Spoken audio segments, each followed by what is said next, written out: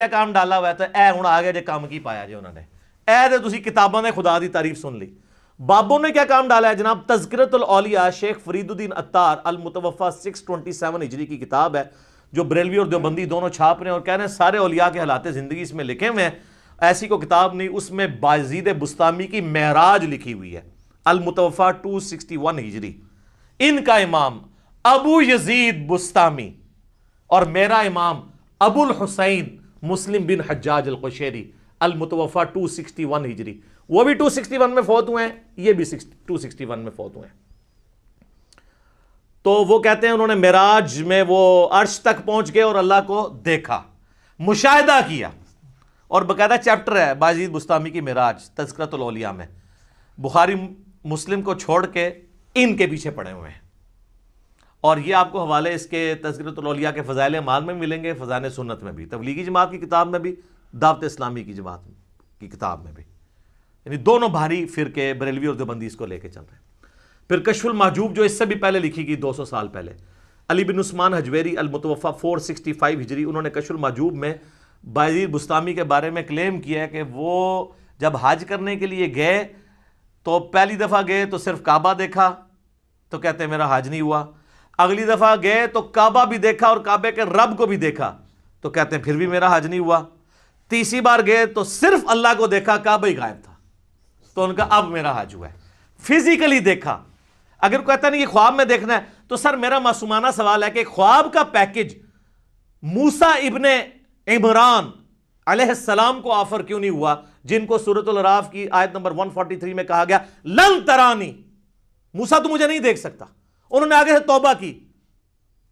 تو اگر بازید والا عقیدہ ان کا ہوتا تو کہتے ہیں اللہ توبہ خواب ہی کرا دے, بازید نو تے بائی کرانی ہے نا. کہانیاں, جھوٹ, کوڑ. ہن مزہ آیا. حضرت ابو ہریرہ نو بھی غصہ آندا سی تو اپنی حبشی لینگویج وچ بولدے سن, کوڑ. پنجابی کہتے ہیں جھوٹ نو. اچھا جی, شیخ زکریا کاندلوی نے کتاب لکھی ہے فضائل حج. حاجیوں کو تبلیغی جماعت والے بچارے میرے بولے بھائی, تبلیغی جماعت میری جماعت ہے. کافی سارے لوگوں کو اب بات سمجھ آ گئی ہے الحمدللہ.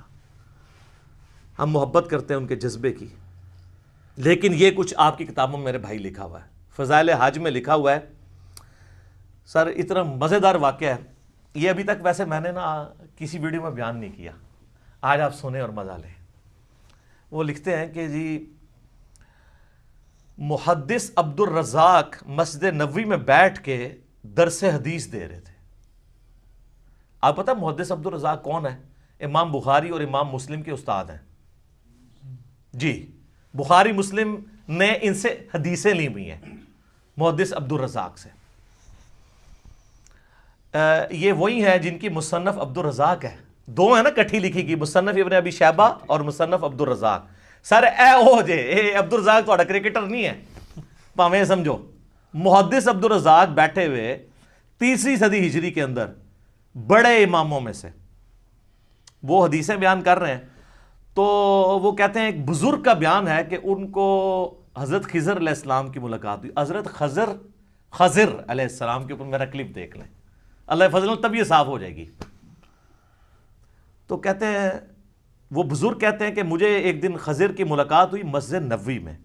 تو میں نے کہا کہ خضر یہ بتائیے آج تک آپ کو کوئی ایسا شخص ملا ہے جو مرتبے میں آپ سے بھی بڑا ہو؟ ہائے ہائے ہائے. ان نے کہا ہاں جی ایک بندہ ملا ہے. ان کا جی کیسے؟ وہ کہتے ہیں جی ایک دن میں مسجد نبوی میں تھا. اچھا, حضور کی پوری زندگی میں حضرت خضر کو توفیق نہیں ہوئی ہے مسجد نبوی میں جانے کی, جو ان کے خضر ہیں جھوٹے. حضور کی وفات کے بعد وہاں حالانکہ قرآن میں تو سورہ آل عمران میں حکم تھا کہ اے پیغمبروں جب میرا پیغمبر آ جائے تو تم نے اس کی مدد بھی کرنی ہے. نہ غزوہ بدر لڑی, نہ عہد لڑی, نہ خندق لڑی. حضور دی وفات تو بعد مسجد نبوی بیٹھے ہیں. اچھا جی, کہانی ہے نا, خضر تو وہ ہے ہی نہیں ہے, میں نے بتایا, وہ آپ لیکچر میں دیکھ لیں. کہتے ہیں جی وہ حضرت خضر کہتے ہیں کہ ایک شخص بیٹھا ہوا تھا, محدث عبد الرزاق حدیثیں بیان کر رہے تھے, اور پاس ہی ایک نوجوان جو ہے نا وہ اپنا سر اپنے گریبان میں ڈالے بیٹھا ہوا تھا. تو ظاہر یہ صوفی ہوتے ہیں نا جو یہ کام کرتے ہیں, قرآن حدیث کا درس ہی سن نہیں سکتے کیونکہ ان کے خلاف ہے, علم و بس کا نہیں ہو یار. تو کہتے ہیں حضرت خضر کہتے ہیں میں بڑا حیران ہوا کہ محدث عبدالرزاق یہاں پہ درس دے رہے ہیں، اتنے بڑے محدث، اور یہ بندہ علیحدہ بیٹھا ہوا ہے۔ تو کہتے ہیں میں اس کے پاس چلا گیا، تو وہ یوں ہی بیٹھا تھا، تو میں نے اس سے پوچھا کہ تو عبدالرزاق سے حدیثیں کیوں نہیں سنتا؟ اس زمانے میں تو اس کے پائے کا محدث کوئی نہیں ہے۔ تو وہ آگے سے کہتا ہے کہ لوگ عبدالرزاق سے حدیثیں سنتے ہیں اور میں ڈائریکٹ رزاق سے سنتا ہوں۔ استغفر اللہ، لعنت اللہ علی الکاذبین۔ سر یہ دعویٰ رسول اللہ کے بعد اگر کوئی کرے تو یا تو اس کا ذہنی توازن بگڑا ہوگا یا غلام احمد قادیانی کا بھائی ہوگا، صحیح بات، تبھی قلم اٹھا سکتے ہیں نا آپ کہ ذہنی توازن بگڑا ہو۔ صحیح بخاری میں تعلیقاً مولا علی کا قول ہے، اور سنن ابن ماجہ میں مرفوع پوری مولا علی نے ہی نبی علیہ السلام سے روایت کیا کہ 3 لوگوں سے اللہ نے قلم اٹھا لیا ہے۔ نمبر 1 سویا ہوا شخص، نمبر 2 بالغ نابالغ، اور نمبر 3 مجنون، مجذوب، پاگل، جو مرضی کہہ دو، شطحیات والا۔ اچھا وہ کہتے ہیں کہ جی وہ حضرت خضر پریشان ہو گئے کہ بھی یہ کیڑا جڑا کہتے ہیں ڈائریکٹ اللہ کو سننا۔ تو حضرت خضر کہتے ہیں میں نے پوچھا کہ اچھا تجھے اگر اتنا ہی ایمان ہے تو بتا میں کون ہوں؟ تو کہتے ہیں جی اس نے کہا کہ نظر اٹھا کے کہا، انہوں نے کہا اگر میں غلط نہیں ہوں تو خضر ہے۔ کہتے ہیں میں ڈر گیا، تو کہا یہ مجھے ایک بندہ ملا جو مرتبہ میرے سے اوپر سے۔ اے جی جناب کہانیاں تے اس لیے میں نے بیان کیا کہ یہ حضرت موسیٰ علیہ السلام اور پیغمبروں کے مقابلے پہ انہوں نے اپنے بابے بنائے ہوئے ہیں، تو اب ہم ان کو صرف پیار سے ہی کہہ سکتے ہیں کہ مرنے سے پہلے اے مسلمان کر لے اس پہ غور، کتابوں کا خدا اور ہے، بابوں کا خدا اور۔